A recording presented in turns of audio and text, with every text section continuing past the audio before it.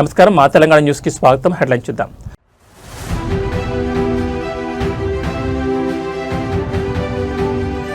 వెండితెర దళపతి ఇప్పుడు అసెంబ్లీ అధిపతి. తమిళనాట మొదలైన టీవీకి శకం.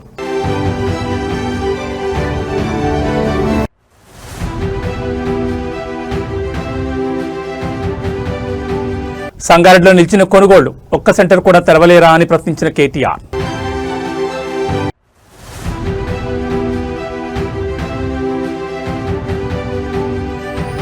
పోలీస్ వ్యవస్థను సొంత సైన్యంలా వాడుకుంటున్నారు. మీడియా సాక్షిగా కేటీఆర్ సంచలన వ్యాఖ్యలు.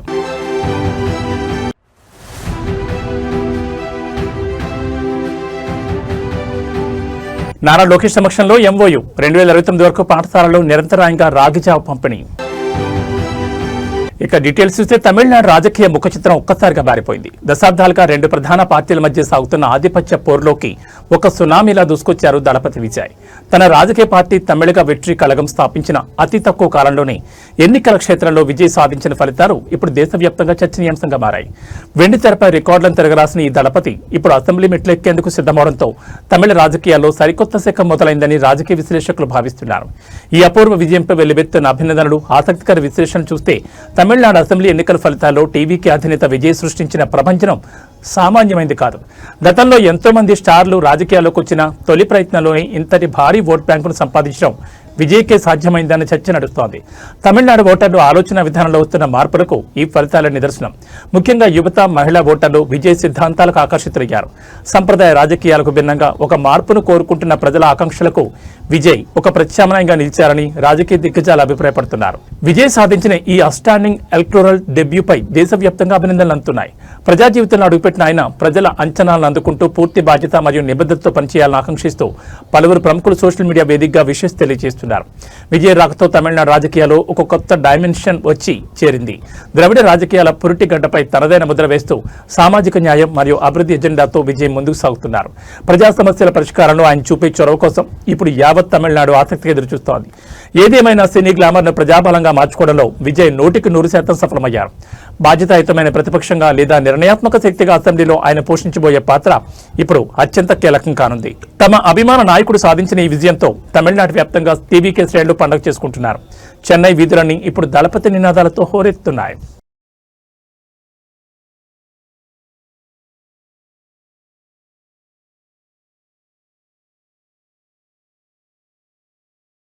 రాష్ట్రంలో వరి కొనుగోలు అంశం ఇప్పుడు రాజకీయ దుమారం రేపుతోంది. అధికార కాంగ్రెస్ ప్రభుత్వం రైతులను నట్టేట ముంచుతోందంటూ బీఆర్ఎస్ వర్కింగ్ ప్రెసిడెంట్ కేటీఆర్ తీవ్రస్థాయిలో విరుచుకుపడ్డారు. లక్షల టన్నుల ధాన్యం కొంటామని చెప్పి వేల టన్నులు కూడా కొనకుండా కాలయాపన చేస్తున్నారని ఆయన మండిపడ్డారు. ముఖ్యంగా సంగారెడ్డి జిల్లాలో కొనుగోలు కేంద్రాల పరిస్థితిపై కేటీఆర్ చేసిన వ్యాఖ్యలు ఇప్పుడు హాట్ టాపిక్ గా మారాయి. వరి కొనుగోళ్లు జరుగుతున్న జాప్యంపై కేటీఆర్ ఎక్స్ వేదికగా రాష్ట్ర ప్రభుత్వంపై ఘాటు విమర్శలు చేశారు. పంటను కొనుగోలు చేస్తే మద్దతు ధర ఇవ్వాల్సి వస్తుందనే భయంతోనే కాంగ్రెస్ ప్రభుత్వం రాష్ట్ర వ్యాప్తంగా పంటల కొనుగోలు ప్రక్రియను నిలిపివేసిందని కేటీఆర్ ఆరోపించారు. ఈ యాసంగి సీజన్లో 95 లక్షల మెట్రిక్ టన్నుల వరి కొనుగోలు చేస్తామని ప్రగల్భాలు పలికిన ప్రభుత్వం ఇప్పటి వరకు కేవలం 9 లక్షల మెట్రిక్ టన్నులు మాత్రమే సేకరించిందని ఆయన ఎద్దేవా చేశారు. కొనుగోలు చేసిన ఆ కొద్దిపాటి ధాన్యానికి కూడా రైతులకు పైసా చెల్లించలేదని ధ్వజమెత్తారు. ఉమ్మడి మెదక్ జిల్లా పరిధిలోని సంగారెడ్డి జిల్లాలో ఒక్కటంటే ఒక్క వరి కొనుగోలు కేంద్రాన్ని కూడా ప్రభుత్వం ఏర్పాటు చేయలేదని, దీనివల్ల రైతులు తీవ్ర ఇబ్బందులు పడుతున్నారని ఆవేదన వ్యక్తం చేశారు. సివిల్ సప్లైస్ కార్పొరేషన్లో జరిగిన భారీ కుంభకోణమే ఈ కొనుగోలు జాప్యానికి ప్రధాన కారణమని కేటీఆర్ సంచలన ఆరోపణ చేశారు. రైతుల కష్టాన్ని ప్రభుత్వం పట్టించుకోవడం లేదని, తక్షణమే కొనుగోలు కేంద్రాలు ప్రారంభించి రైతులకు బకాయిలు చెల్లించాలని కేటీఆర్ డిమాండ్ చేశారు. కేటీఆర్ చేసిన ఈ విమర్శలపై ప్రభుత్వం ఎలా స్పందిస్తుందో వేచి చూడాలి.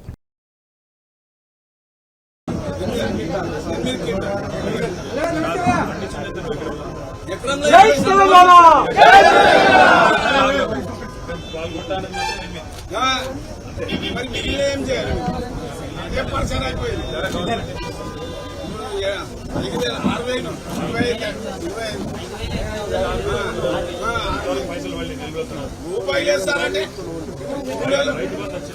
రైతు బంధు లేదు, రుణమాఫీ లేదు, ఏది లేదు. అదే పరిశాన్ అయిపోతుందని మేము ఉండాలా పీకాలా ఏం కొట్లాడాలి? మీరు పోయి పరిశాన్ అయ్యి మమ్మల్ని పరిశాన్ చేసి మరి అర్థం చేసేది ఇప్పుడు ఏం చేయాలి? పరిశాన్ చేసి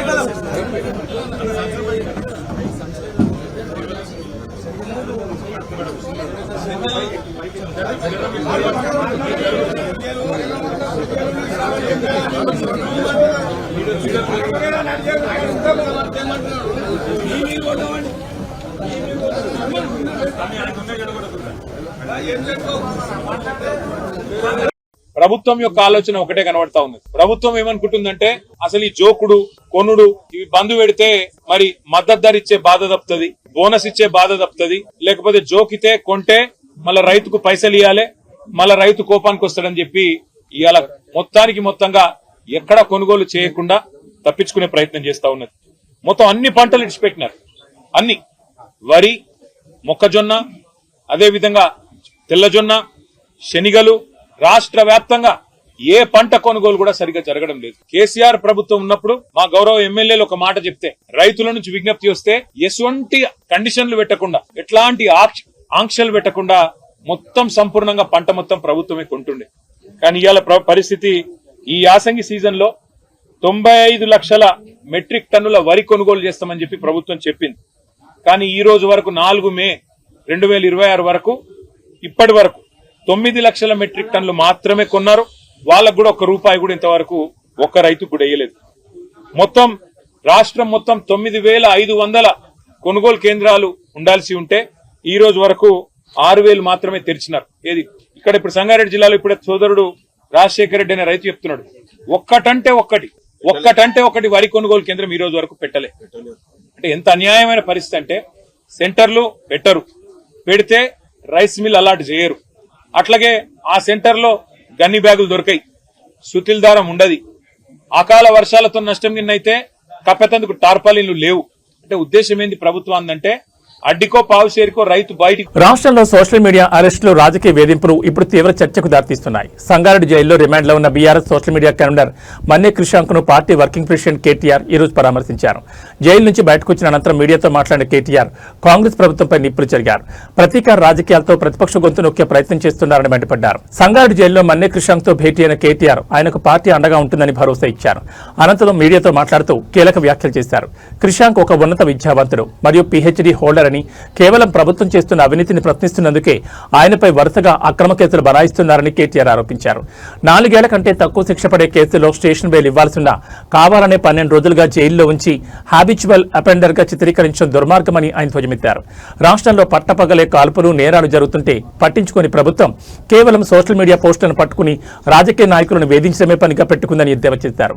పోలీసు వ్యవస్థను కాంగ్రెస్ తన సొంత సైన్యంలా వాడుకుంటోందని, ఈ అక్రమ అరెస్టులపై తాము న్యాయస్థానంలో తేల్చుకుంటామని, త్వరలోనే కోర్టులో ధిక్కార పిటిషన్ దాఖలు చేస్తామని కేటీఆర్ స్పష్టం చేశారు. ప్రశ్నించే గొంతుకలను జైలు పాలు చేసినంత మాత్రాన భయపడే ప్రసక్తే లేదని, కాంగ్రెస్ వైఫల్యాలను ఎండగడుతూనే ఉంటామని కేటీఆర్ పునరుద్ఘాటించారు. ఈ పర్యటనలో కేటీఆర్ వెంట పలువురు బీఆర్ఎస్ సీనియర్ నాయకులు మరియు కార్యకర్తలు పాల్గొన్నారు. కేసులు పనికిమాలిన వేధింపులు అన్నట్టుగా నడుస్తా ఉంది. మా సోదరుడు మన్నే క్రిషాంక్ గారు విద్యార్థి ఉద్యమంలో ఉస్మానియా యూనివర్సిటీ నుండి ఒక ధృవతార మాదిరిగా ఆనాడు అప్పుడున్న ప్రభుత్వానికి వ్యతిరేకంగా పోరాటం చేసి, మరి పోరాటంలో ముందుండి నడిచి, తర్వాత క్రమక్రమంగా తెలంగాణ రాష్ట్రం వచ్చిన తర్వాత పెద్దలు కేసీఆర్ గారి ఆశీస్సులతో తెలంగాణ స్టేట్ మినరల్ డెవలప్మెంట్ కార్పొరేషన్కి చైర్మన్గా పనిచేసిన ఒక బాధ్యత కలిగిన సోదరుడు. స్వయంగా తాను కూడా ఒక న్యాయవాది, చదువుకున్న పిల్లోడు, పీహెచ్డీ చేసిన పిల్లోడు. మరి అట్లాంటి తమ్ముడు గత 2.5 సంవత్సరాలుగా ఒకటే పని చేస్తా ఉన్నాడు. ఈ ప్రభుత్వంలో జరుగుతున్న అవినీతిని అడుగడుగునా ప్రశ్నిస్తున్నాడు, బయటపెడుతున్నాడు. ప్రభుత్వం చేస్తున్న అరాచకాల్ని ఎప్పటికప్పుడు వెలుగులోకి తెస్తా ఉన్నాడు, ప్రజల దృష్టికి తెస్తా ఉన్నాడు. ఇవాళ ఆయన మీద కోపంతో ఆయనని ఒక పనికిమాలిన కేసులో, నిజానికైతే ఆయన మీద పెట్టిన కేసు 4 ఏళ్ల కంటే తక్కువ శిక్ష పడే కేసు, స్టేషన్లోనే బెయిల్ ఇచ్చి పంపించాల్సిన కేసు.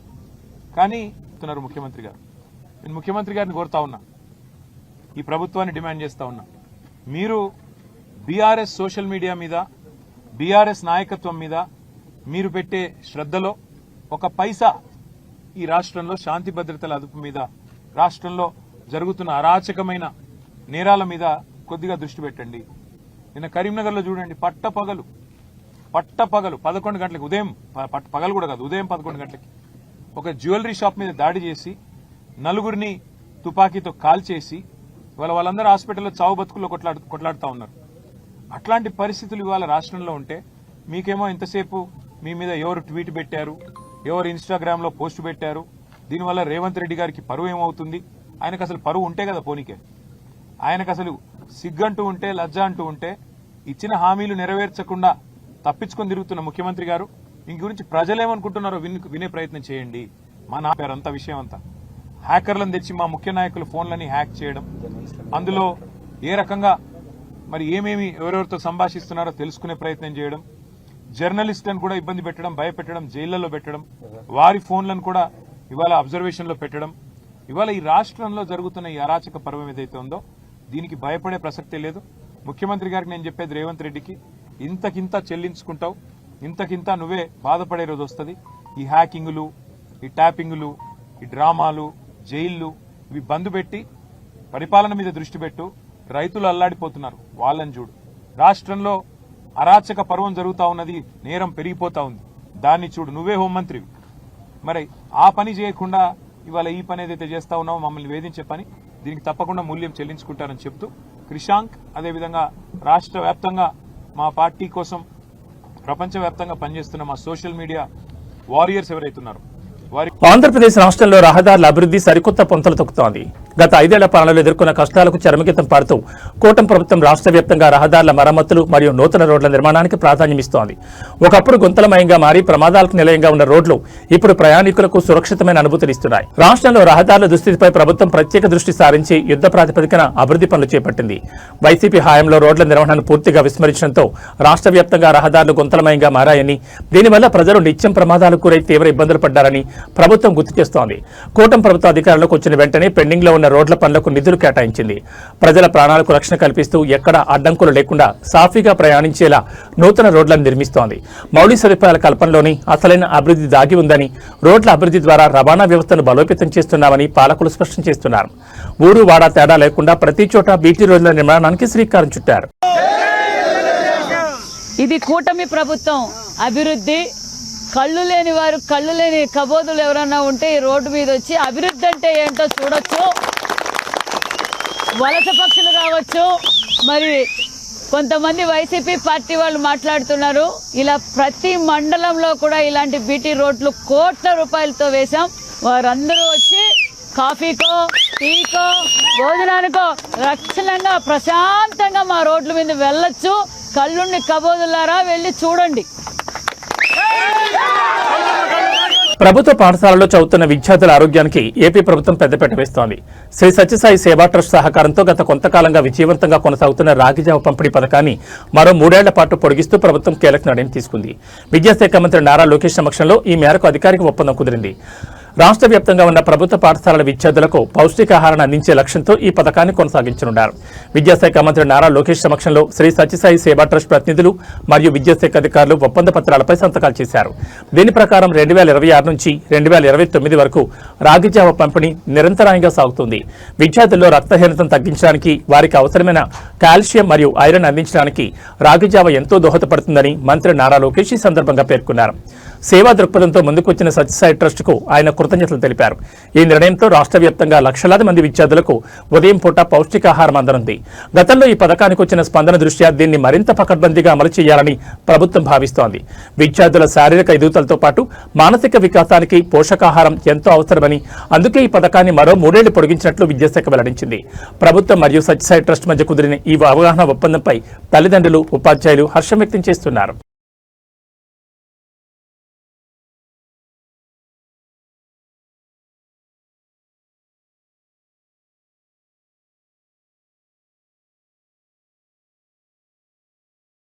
రాజకీయాలంటేనే పొత్తులు, ఎత్తుగడలు. ఈ రోజుల్లో 2 పార్టీలతోనూ 4 పార్టీలతోనూ జట్టు కట్టకుండా ఎన్నికల బరిలోకి దిగడం అంటే సాహసమని చెప్పాలి. మరికొందరు తమ అభిమానుల ఓట్లను పక్క పార్టీలకు మళ్లించే పరిస్థితి చూస్తున్నాం. కానీ వీటన్నిటికీ భిన్నంగా తమిళిగ వెట్రి కళగం అధినేత విజయ్ సరికొత్త పంథానించుకున్నారు.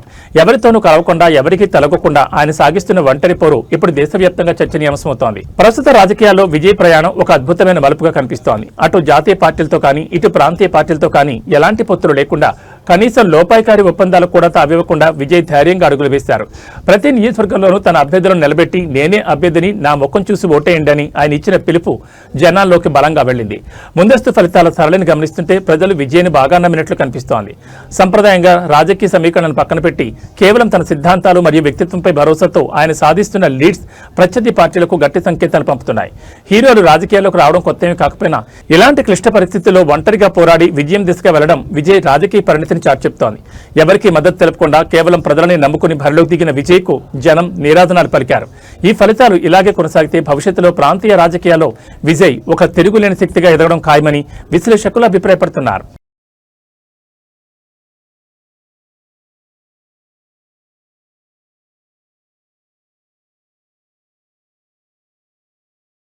పశ్చిమ బెంగాల్ ముఖ్యమంత్రి మమతా బెనర్జీ సోషల్ మీడియా వేదికగా ఒక అత్యవసర సందేశాన్ని విడుదల చేశారు. రాష్ట్రంలో నెలకొన్న తాజా పరిస్థితులు లేదా కీలక పరిణామాలపై ఆమె స్పందిస్తూ చేసిన ఈ పోస్ట్ ఇప్పుడు రాజకీయ వర్గాల్లో పెను సంచలనంగా మారింది.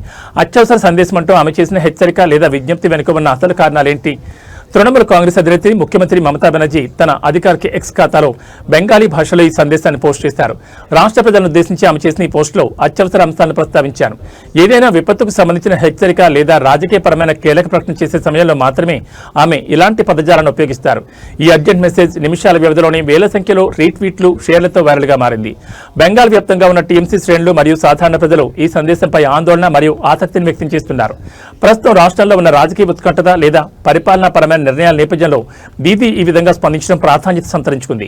మమతా బెనర్జీ ఇచ్చిన ఈ అత్యవసర సందేశంపై మరిన్ని పూర్తిస్థాయి వివరాలు అందాల్సింది. ఆమె నేరుగా ప్రజలను ఉద్దేశించి మాట్లాడనున్నారా, లేక ప్రభుత్వం తరపున ఏదైనా కీలక ఉత్తర్వులు వెలువడనున్నాయా అనేది వేచి చూడాలి.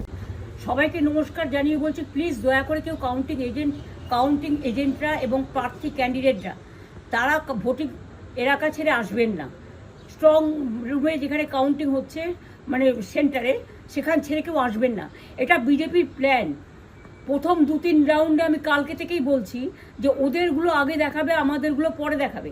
এবং অনেক জায়গায় 2-3 রাউন্ড কাউন্টিং করার পরে প্রায় 100টা জায়গায় কাউন্টিং বন্ধ করে রেখে দিয়েছে। এবং কল্যাণীতে ধরা পড়েছে 7টা মেশিন যেখানে কোনো মিল নেই। এটা টোটাল ফোর্সফুলি সেন্ট্রাল ফোর্সকে দিয়ে চারিদিকে তৃণমূল কংগ্রেসের উপর অত্যাচার করছে, অফিস ভাঙছে, জোর করে দখল করছে। এসআইআর নামে আপনারা দেখেছেন ভোট লুট করেছে যাতে যে সিটগুলো জিততে পারে। কিন্তু এখনও এমন 70টা সিট আছে, 100টা সিট আছে যেগুলো আমরা এগিয়ে আছি সেগুলো বলছে না। টোটালটাই মিথ্যে নিউজ খাওয়াচ্ছে। আগে ডিআইসিও এই খবরগুলো দিত, কিন্তু তাকে কালকে চেঞ্জ করে দেওয়া হয়েছে। টোটালটাই ইলেকশন কমিশন নিজের ইচ্ছে মতো খেলছে এবং সাথে কেন্দ্রীয় বাহিনীকে নিয়ে। এবং আমাদের পুলিশরা টোটাল মাথা নত করে কেন্দ্রীয় বাহিনীর আন্ডারে কাজ করছে। সুতরাং আমি সব আমাদের কাউন্টিং এজেন্টদের, আমাদের সমস্ত পার্টির কর্মীদের বলবো, অত মন খারাপ করার কারণ নেই। আমি বলেছিলাম সূর্যাস্তের পরে আপনারা জিতবেন। 3 রাউন্ড 4 রাউন্ড কাউন্ট হলেও এটা 14 রাউন্ড থেকে 18 রাউন্ড কাউন্ট হয়, তখন আপনারা জিতবেন। Wait and see, watch. আমরা সবাই আপনাদের সাথে আছি, আপনারা কেউ ভয় পাবেন না, নিশ্চিন্তে থাকুন। আমরা বাঘের বাচ্চার মতো লড়াই করে যাব। ఆరోగ్య భద్రత, ప్రజా సంక్షేమ ధ్యేయంగా కూటమి ప్రభుత్వం అడుగులు వేస్తోంది. ఆర్థిక ఇబ్బందులతో వైద్యం చేయించుకోలేని పేదలకు ముఖ్యమంత్రి సహాయ నిధి ఒక వరంలా మారుతోంది.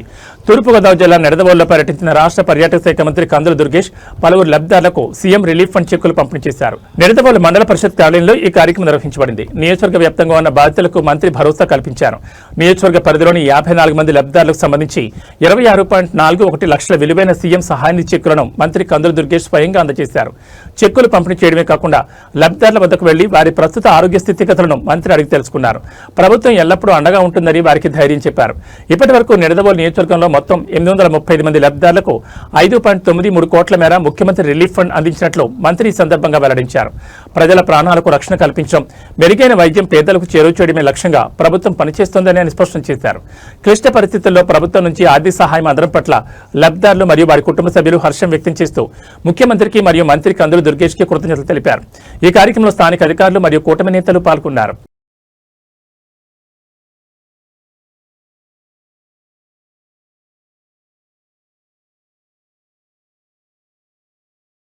తెలంగాణ గడ్డపై మరోసారి ప్రధాని మోడీ మేనియా మొదలు కాబోతోంది. మూడోసారి ప్రధానమంత్రిగా బాధ్యతలు చేపట్టిన తర్వాత తొలిసారిగా రాష్ట్రానికి వస్తున్న నరేంద్ర మోడీకి ఘనస్వాగతం పలికేందుకు భాగ్యనగరం ముస్తాబోతోంది.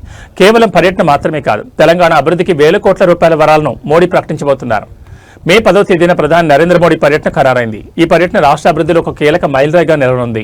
తెలంగాణపై తనకున్న ప్రత్యేక అభిమానాన్ని చాటుకుంటూ ఏకంగా 7,823 కోట్ల విలువైన పలు అభివృద్ధి ప్రాజెక్టులను ప్రధాని మోడీ రాష్ట్రానికి అంకితం చేయబోతున్నారు. మౌలిక సదుపాయాలు, రవాణా మరియు ఇతర కీలక రంగాల్లో ఈ నిధులు పెనుమార్పులు తీసుకురానున్నాయి. మే 10వ తేదీ మధ్యాహ్నం 3 గంటలకు సికింద్రాబాద్ పరేడ్ గ్రౌండ్స్ లో ఏర్పాటు చేసిన చారిత్రాత్మక భారీ బహిరంగ సభలో ప్రధాని ప్రసంగించనున్నారు. ఈ సభకు రాష్ట్ర వ్యాప్తంగా ప్రజలు, పార్టీ శ్రేణులు భారీగా తరలిరావాలని పిలుపునిచ్చారు. తెలంగాణ అభివృద్ధి విషయంలో కేంద్రంలోని బీజేపీ ప్రభుత్వం కట్టుబడి ఉందనే సంకేతాన్ని ఈ పర్యటన ద్వారా బలంగా పంపనున్నారు. ఇప్పటికే అధికారులు సభా ప్రాంగణంలో భద్రత మరియు ఇతర ఏర్పాట్లను పర్యవేక్షిస్తున్నారు. ప్రధాని రాకతో తెలంగాణ రాజకీయాల్లో ఒక్కసారిగా వేడి పెరిగింది. ఈ భారీ బహిరంగ సభను విజయవంతం చేయడం ద్వారా ప్రధాని పట్ల తమకున్న కృతజ్ఞతను చాటాలని నేతలు పిలుపునిస్తున్నారు. ఈ సభకు సంబంధించిన పూర్తి షెడ్యూల్ మరియు రూట్ మ్యాప్ వివరాలను మరి కాసేపట్లో ప్రకటించనున్నారు. మోడీ గారి కార్యక్రమం అంటే ఆపరేషన్ సింధూర్ తర్వాత 3వసారి ప్రధానమంత్రి అయిన తర్వాత మొట్టమొదటిసారి మన రాష్ట్రానికి వస్తున్నారు. దాంతోపాటు అభివృద్ధి కార్యక్రమాల ప్రారంభోత్సవం ఉంది. ఈ సందర్భంగా రాష్ట్ర పార్టీ పరేడ్ గ్రౌండ్స్లో భారీ బహిరంగ సభను ఏర్పడడం జరిగింది. దానికి టార్గెట్ 3 లక్షల పైగా కార్యకర్తలను, ప్రజలను సమీకరించాలని చెప్పి రాష్ట్ర నాయకత్వం భావించింది. కాబట్టి కరీంనగర్ జిల్లా నుంచి పూర్తి స్థాయిలో మన భాగస్వామ్యం ఉండాలి, పెద్ద సంఖ్యలో మనం పాల్గొనాలి. మన మండలాలకు సంబంధించి ఎక్కువ సంఖ్యలో మనం ప్రజలను హైదరాబాద్ తరలించే విధంగా మనం అందరం ప్రయత్నం చేయాలి, కష్టపడి పనిచేయాలి, పూర్తి సమయం ఇచ్చి పనిచేయాలి. కాబట్టి ఎంత ఇబ్బంది అయినా కూడా మనం పార్టీ కోసం కష్టపడాల్సిన అవసరం ఉంది. కాబట్టి ఈ బహిరంగ సభ విజయవంతం ద్వారా ఎప్పుడు ఎన్నికలు జరిగినా కూడా తెలంగాణ రాష్ట్రంలో భారతీయ జనతా పార్టీ ప్రభుత్వం ఏర్పడుతున్న ఒక సంకేతం ఇవ్వడానికి ఈ బహిరంగ సభ మనకు ఒక వేదిక కాబోతుంది. కాబట్టి అందరం కూడా రాష్ట్ర పార్టీ ఏం చెప్తే దానికి అనుగుణంగా మనం ముందుకు నడపాల్సిన అవసరం ఉంది. తెలంగాణ రాష్ట్ర వ్యాప్తంలో కార్యకర్తలు కూడా ఒక జోష్ ఉంది. ఎట్టి పరిస్థితుల్లో మోడీ గారిని ఒకసారి చూడాలి. చాలా రోజులైంది. 3వసారి ప్రధానమంత్రి మొట్టమొదటిసారి తెలంగాణకు వస్తున్నాడు, హైదరాబాద్కి వస్తున్నాడు. కాబట్టి మనం కంపల్సరీ పోవాలి, స్వచ్ఛందంగా పోవాలి, పోయి మోడీ గారి బహిరంగ సభను విజయవంతం చేయాలని చెప్పి కార్యకర్తలు అందరూ కూడా ఉత్సాహం ఉంది. కాబట్టి కరీంనగర్ జిల్లాకు సంబంధించి మనందరం కూడా మొదటి నుంచి ఉత్సాహంగా పనిచేస్తున్నాం. మన ఎన్నికల్లో పనిచేస్తున్నాం, స్థానిక సంస్థల ఎన్నికల్లో పనిచేస్తున్నాం. కాబట్టి అన్ని మండల కమిటీలు పూర్తి చేసుకున్నాం, పోలింగ్ బూత్ కమిటీలు పూర్తి చేసుకున్నాం. అన్ని రకాలుగా మనం ముందున్నాం. కాబట్టి ఈ బహిరంగ సభకు జన సమీకరణలో కూడా మనం ముందుండి ఈ కార్యక్రమాన్ని విజయవంతం చేసే ప్రయత్నం చేయాలి. పశ్చిమ బెంగాల్ రాజధాని కోల్కతాలో రాజకీయ వాతావరణం ఒక్కసారిగా వేడెక్కింది. ముఖ్యమంత్రి మమతా బెనర్జీ నివాసం వద్ద ఉధృత పరిస్థితులు నెలకొన్నాయి. అసెంబ్లీ ఎన్నికల ఫలితాల సరళి నేపథ్యంలో బీజేపీ శ్రేణులు భారీగా తరలివచ్చి ముఖ్యమంత్రి ఇంటి వెలుపల జై శ్రీరామ్ నినాదాలతో హోరెత్తించారు. పశ్చిమ బెంగాల్ అసెంబ్లీ ఎన్నికల్లో బీజేపీ అభ్యర్థులు విజయం సాధించడంతో ఆ పార్టీ కార్యకర్తలు సంబరాల్లో మునిగిపోయారు. కోల్కతాలోని మమతా బెనర్జీ నివాసం వెలుపల గుమిగొన్న బీజేపీ కార్యకర్తలు పార్టీ జెండాలు చేతబూని జై శ్రీరామ్ అంటూ పెద్ద ఎత్తున నినాదాలు చేశారు. బెంగాల్ రాజకీయాల్లో ఎంతో ప్రాధాన్యత ఉన్న ఈ నినాదం ఇప్పుడు సీఎం ఇంటి ముందే వినిపించడం ప్రాధాన్యత సంతరించుకుంది. ఇప్పటికే బెంగాల్లో బీజేపీ మ్యాజిక్ ఫిగర్ దాటి విజయం సాధించింది. భవానీపూర్ నియోజకవర్గంలో మమతా బెనర్జీ స్వయంగా వెనుకంజలో ఉండడంతో బీజేపీ శ్రేణుల్లో ఉత్సాహం రెట్టింపైంది. నినాదాల నేపథ్యంలో ఎలాంటి ఘర్షణలు చోటు చేసుకోకుండా పోలీసులు సీఎం నివాసం వద్ద అదనపు బలగాలను మోహరించారు. అటు టీఎంసీ కార్యకర్తలు, ఇటు బీజేపీ కార్యకర్తల మధ్య మాటల యుద్ధం కొనసాగుతోంది. బెంగాల్ కోటపై కాషాయ జెండా ఎగురవేశామని బీజేపీ ధీమా వ్యక్తం చేస్తుండగా ఎట్టకేలకు బెంగాల్ కోటపై కాషాయ జెండా ఎగరవేశామని బీజేపీ చెబుతోంది.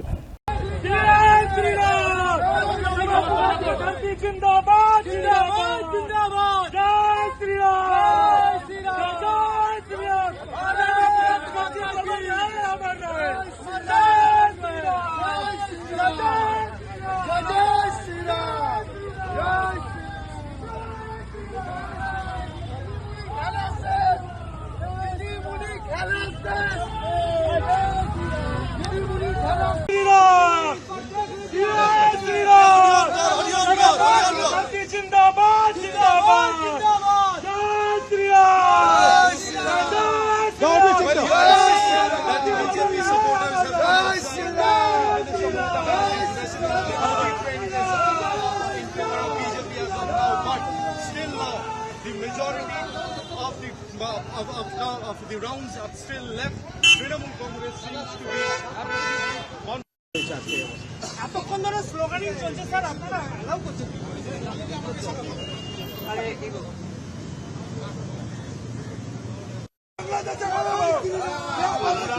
আমরা ভারতীয় জনতা পার্টির পক্ষ থেকে বলছি এসছে এবং আমরা একটা সাংগঠনিক দলের কর্মী, আমরা সবাইকে নিয়ে সুন্দরভাবে এগোবো।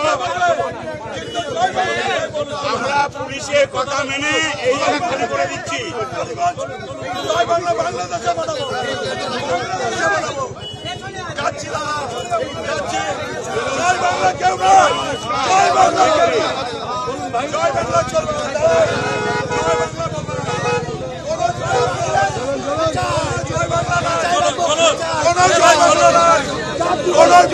হবে পরে কি হয় দেখছি এবারে একদম বাংলাদেশে পাঠাবো।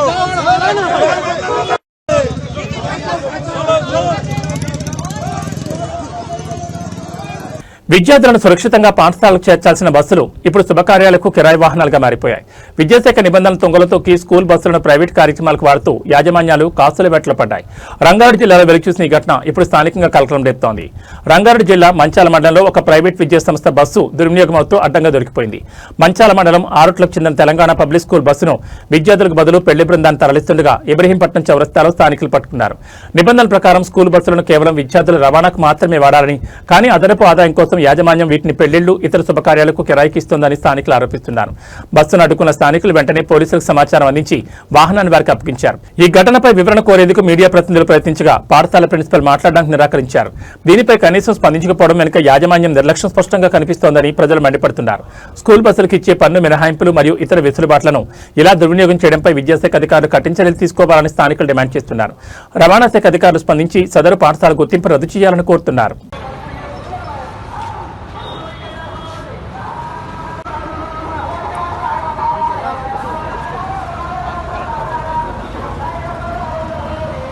హైదరాబాద్ శివార్లోని జవహర్ నగర్ డంపింగ్ యార్డ్ సమస్య మరోసారి తెరపైకి వచ్చింది. ఇక్కడి కాలుష్యం మరియు దుర్వాసనతో అల్లాడుతున్న స్థానిక ప్రజల గోడును వినేందుకు ప్రభుత్వం సిద్ధమైంది. Jawahar Nagar anti dumping yard joint action committee ప్రతినిధులు ముఖ్యమంత్రి రేవంత్ రెడ్డి కలిసి కీలక వినతిపత్రం సమర్పించారు. దశాబ్దాలుగా జవహర్ నగర్ పరిసర ప్రాంతాల ప్రజలకు శాపంగా మారిన డంపింగ్ యార్డ్ను అక్కడి నుంచి తరలించాలని కోరుతూ జేఏసీ ప్రతినిధులు ముఖ్యమంత్రిని విన్నవించారు. డంపింగ్ యార్డ్ వల్ల భూగర్భ జలాలు కలుషితమై ప్రజలు తీవ్ర ఆరోగ్య సమస్యలు ఎదుర్కొంటున్నారని జేఏసీ ప్రతినిధులు ముఖ్యమంత్రి దృష్టికి తీసుకెళ్లారు. తక్షణమే ఈ యార్డ్ను జవహర్ నగర్ నుంచి వేరే ప్రాంతానికి తరలించాలని డిమాండ్ చేశారు. ఈ కార్యక్రమంలో ఎంపీ ఈటెల రాజేందర్, ఎమ్మెల్యే మల్లారెడ్డి, మాజీ ఎమ్మెల్యే సుధీర్ రెడ్డి పాల్గొని స్థానిక ప్రజల పక్షాన ముఖ్యమంత్రికి మద్దతు తెలిపారు. JAC chairman doctor B Shankar Narayana, స్థానిక నాయకులు తోటకూర వజ్రేష్ యాదవ్, సింగిరెడ్డి హరివర్ధన్ రెడ్డి మరియు ఇతర జేఏసీ సభ్యులు ఈ వినతి పత్రం సమర్పించిన వారిలో ఉన్నారు.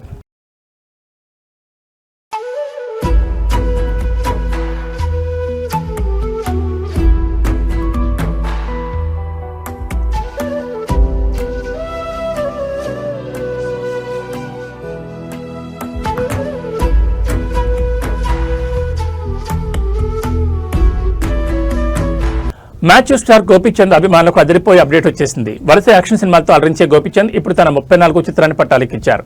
ప్రముఖ ఫైట్ మాస్టర్ వి వెంకట్ దర్శకుడిగా మారుతూ తెరకెక్కిస్తున్న ఈ చిత్రం ఈ రోజే హైదరాబాద్ లో పూజా కార్యక్రమాలతో ప్రారంభమైంది.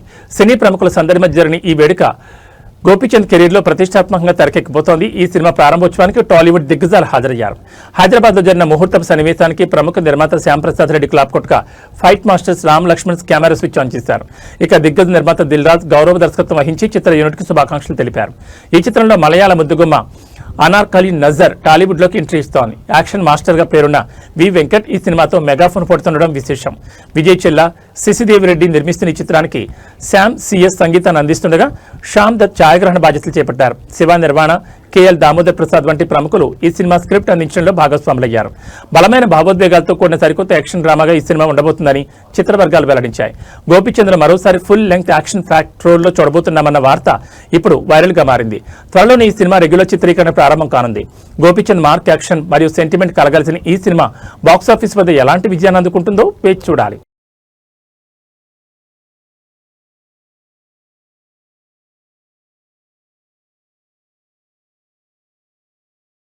ఏబీ బులెటిన్ విశేషాలు. నమస్కారం.